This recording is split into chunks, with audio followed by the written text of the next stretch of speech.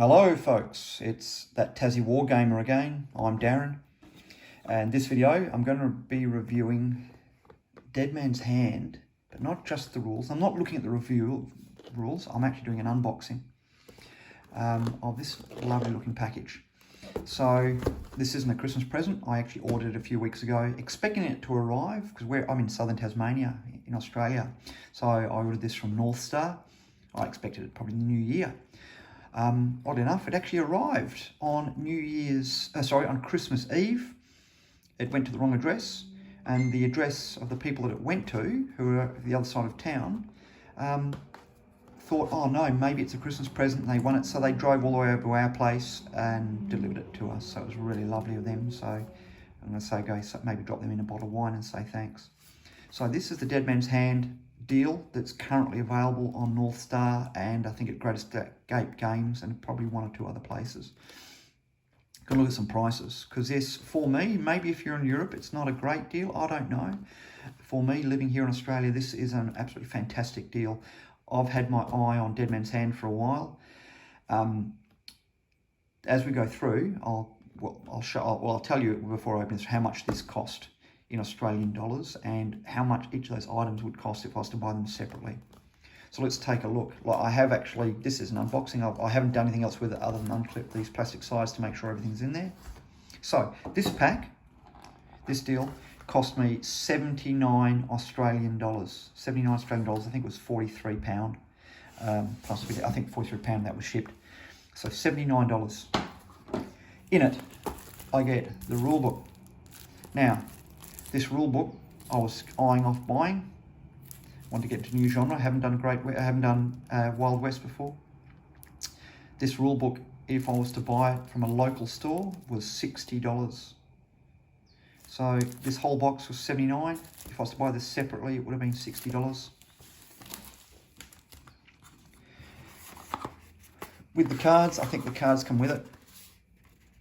So that would have been part of that package. You can get additional chips, playing chips. I don't think the playing chips come with it. I'll have a look in a minute.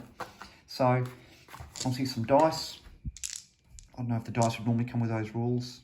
I've already got plenty of dice, but you can never have too many dice, as you'd know as a gamer. With it, we also get a set of metal miniatures. These are Lawmen. There are, I think, from memory, 7 miniatures in here. Now, they would normally cost, to get them through either Mighty Ape or War and Peace here in Australia, $50 per box. So for a unit of 7, $50, so that's quite expensive. Very, very handsome looking figures though, beautiful figures. But honestly, it was going to cost me a lot of money to get into this game, considering I wanted the rules and 2 sides. So the book, if I was to buy it, was $60. This would be $50.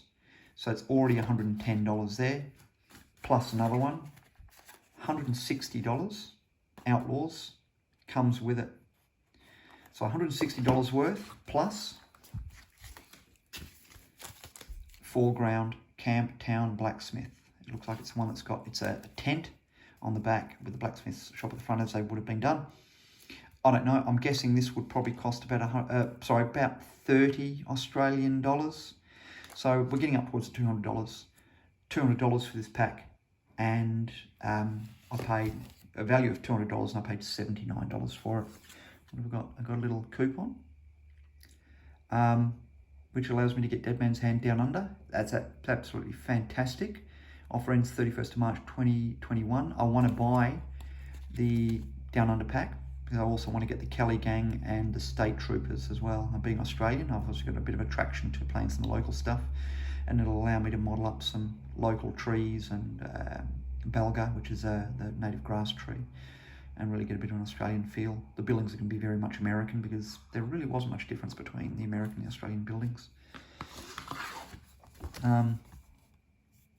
Some more vouchers for £40 Great Escape Games, Chicago Way. It's another attractive looking game I might get into eventually.